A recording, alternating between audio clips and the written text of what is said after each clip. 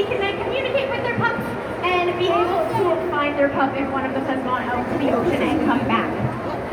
Now, speaking of California sea lions being in the ocean, there is something that the sea lions out there have to worry about that luckily Quincy will never have to worry about in her life, but that is their predators. And they're looking for, are there any? Have you seen any out there? No? Over here? I'll keep an eye out.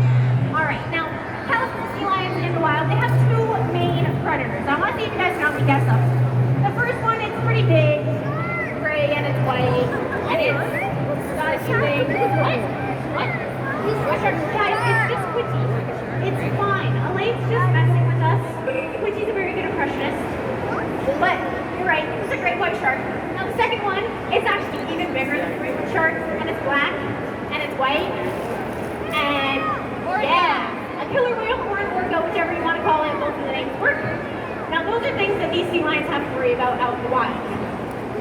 Luckily for them, they've got a few different ways they're able to get away from these animals and these predators if they happen to encounter one. That was a great throw in.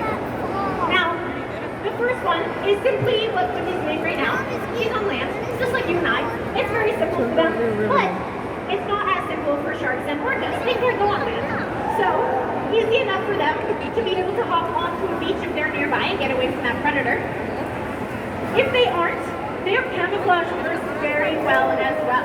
So now that Quincy's up nice and close, you guys can see that she's got a nice round fur on her. So, although she looks pretty sleek when she's in the water, sea lions are actually covered in fur, and when they're dry, they are fluffier than you would ever believe. They're so soft. But once they get wet, they get super slicked down, and that color that she has actually really helps them blend in and camouflage into the ocean when they're swimming around. If they're swimming around fast enough, usually those bigger predators can't even figure out where they're going, or sometimes they don't even know that there's an animal there to be able to catch. Now, another thing that she can do, one of the last things, is these sea lions can jump really, really high. Now, we want to show off just how high Quincy can jump, but I think we're going to need a friend to come down and help us out one more time.